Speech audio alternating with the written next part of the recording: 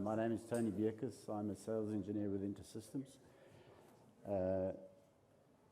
And I'm going to take you on a brief tour of what's been happening in this particular use case. So NHS England's Healthy Child strategy is to know where every child is and how healthy they are, with the idea that if the child moves from one area to another, they'll know about it. If the child moves from one service to another, they'll know about it.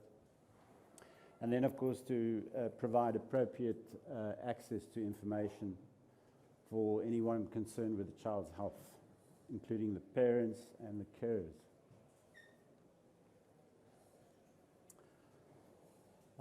NHS England asked Lancashire and South Cumbria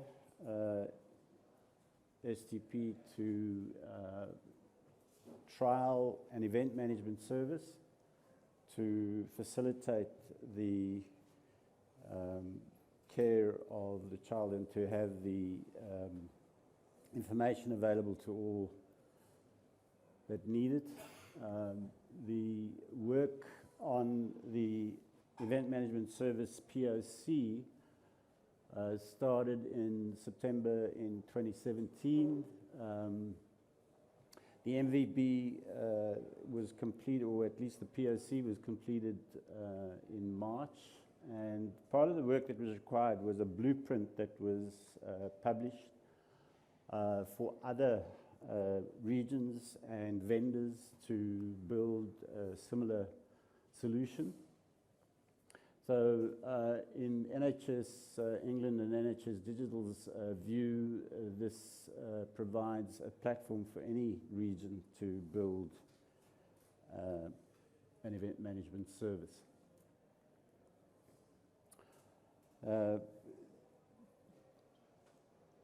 After the Healthy Children strategy was publicized, the PRSB was asked to identify which events would be required to record the health for the child and to catalogue what's happening with the child through the child health pathway. That was then publicized and given over to NHS Digital's data modeling team, who then started development of the FHIR profiles associated with that model. The Healthy Child pathway has a number of interventions defined, with interventions associated with the first 5 years of the child's life. Examples are NIPE, blood spot, hearing, and so on.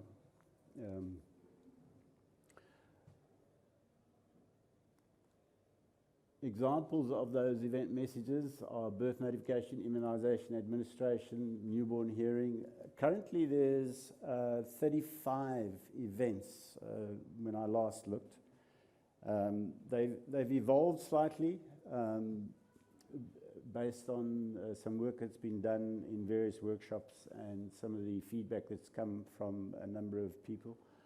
I don't think they'll change much more based on where we're at, but I think once we go live and start flowing the messages, I think things may change based on the experiences there.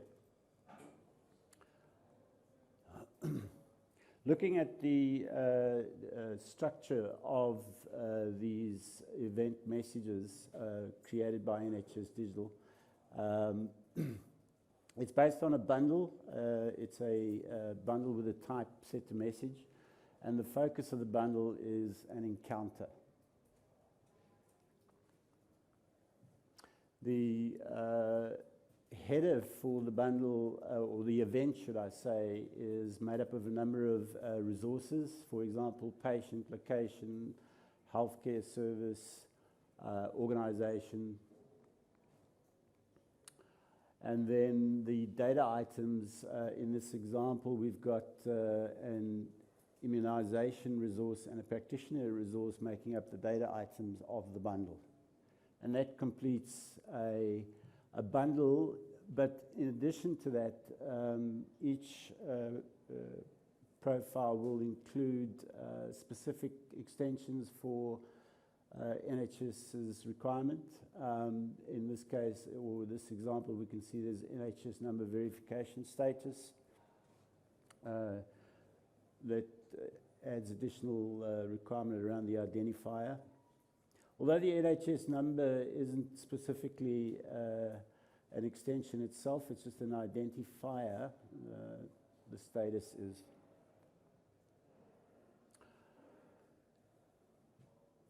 This slide just tries to describe the complete environment, but talks around the information journey, so we can see the birth of the child. The idea is that the information will land up inside a personal held record. Currently, once the child goes home from the maternity ward, they're issued with a red book which contains the child's record, medical record. The idea is to digitize that red book, and there's been development around a completely separate program but directly associated with this to develop a EPCHR, and we'll see an example of one in a second. But just having a quick look at the flow here, the child's birth is registered at the national level. There's a demographic service that is used for that, and then the event, the birth notification event would be published from the national level down to the local events management service, and the event messages will then start flowing. But typically what has to happen is that the mother has to register on the e-red book, the digital red book, and that process initiates a subscription on the event management service, which would then receive or connect the mother's subscription to the event associated with the child's birth. And once that happens, the rest of the systems, once they get to know about the child, can subscribe to that child's NHS number, and events can flow into each of the systems that need to know about the child. There's a national screening service that sends information to the event management service.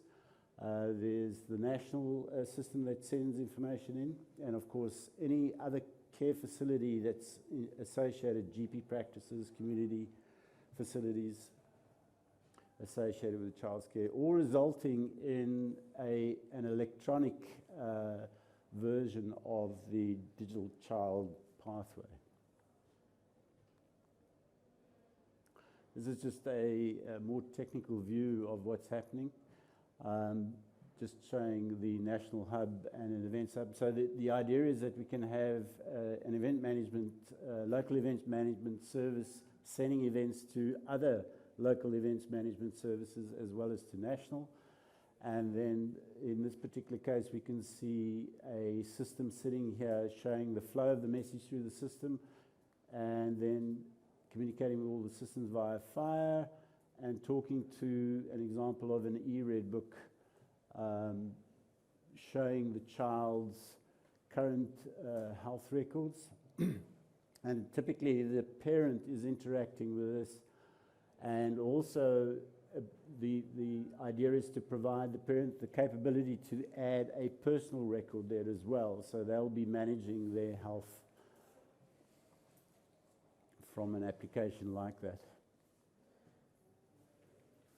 From the events management server itself, it's built on, in this particular example, on InterSystems HL7, which has some capability built into the platform, security auditable and reliable messaging, interoperability using FHIR.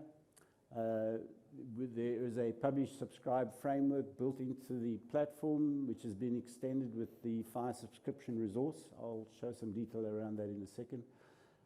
The POC was built in DSTU2 and proven in DSTU2.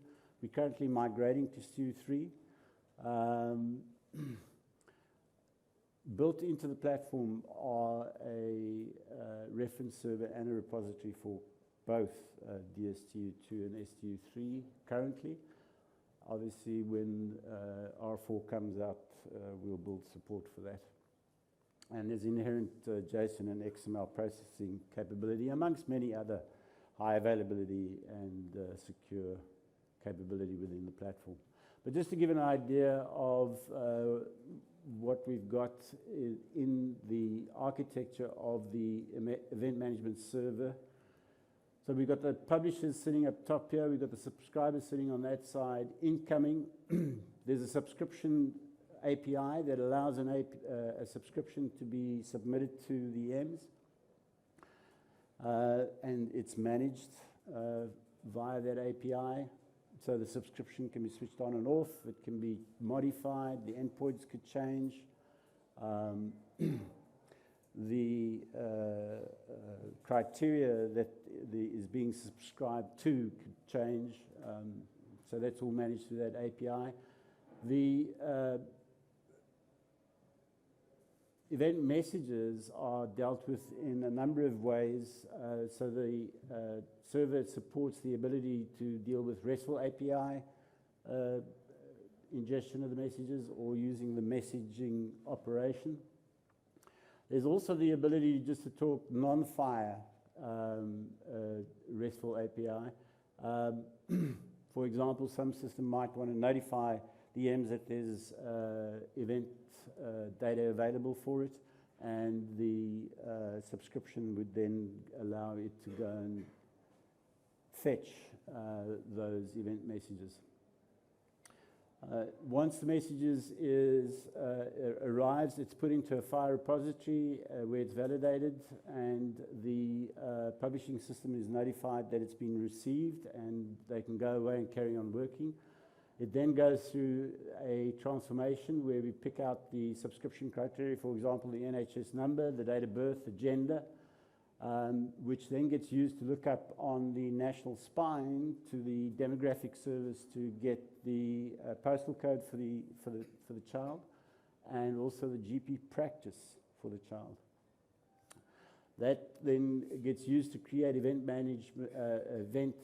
matching criteria, which we use to match against the subscribers, and then each of the subscribers gets notified or sent the event. And again, on the outgoing side, we support a non-FHIR RESTful API for use cases where we need that, and then of course the standard FHIR RESTful API as well as the messaging operation. From a subscription point of view, we currently supporting predefined subscription patterns which we can extend. For example, we have NHS number and an event code list. Typically, the EPCHR would be subscribing based on the child's NHS number and then any events associated with that. Now, not everybody's going to want to see all the events.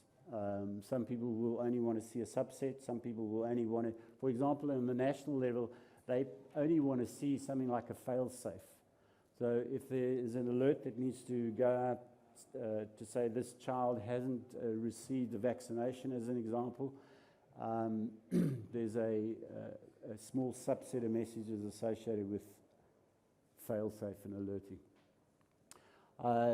We could have an organization code specifically and an event code list. So, for example,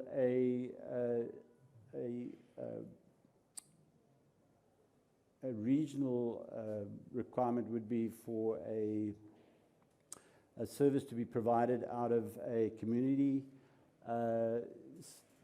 and the community is looking after a number of children, not just one child, so we can send all events associated with that organization code. So when we do the lookup on the national spine, we can pick out where the child lives and associate that child with that community service.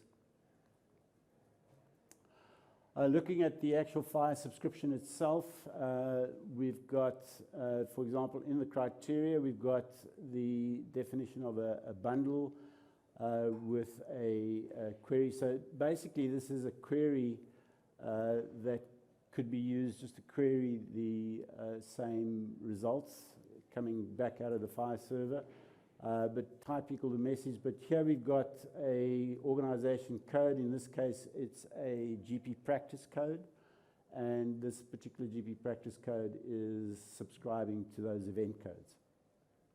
Then the particular channel gives us the endpoint where we're going to send these events to, and also how we're going to send. In this case, it's a message. So the FHIR subscription resource is fairly capable at the moment. It's not exactly what we need, but at this point we were able to work with it. We may need to put some extensions in there, but we haven't needed to yet. And something went awry there. From a RESTful API and messaging perspective, the update interaction is typically used. So we'll just put a bundle with a GUID in and send that into the event management server and vice versa, sending it back out. The $process message operation is supported, and then of course we've got some the ability to support other APIs. For example, sending a notification out and then getting using a retrieval mechanism to get the messages from the notifying system. And we can behave in the same manner. We can send a notification out saying there's a message available, and the receiving system can retrieve those messages from us. OAuth 2 is used for authentication. It's using the client credentials grant type. The publisher or the subscriber will authenticate against an OAuth 2 server.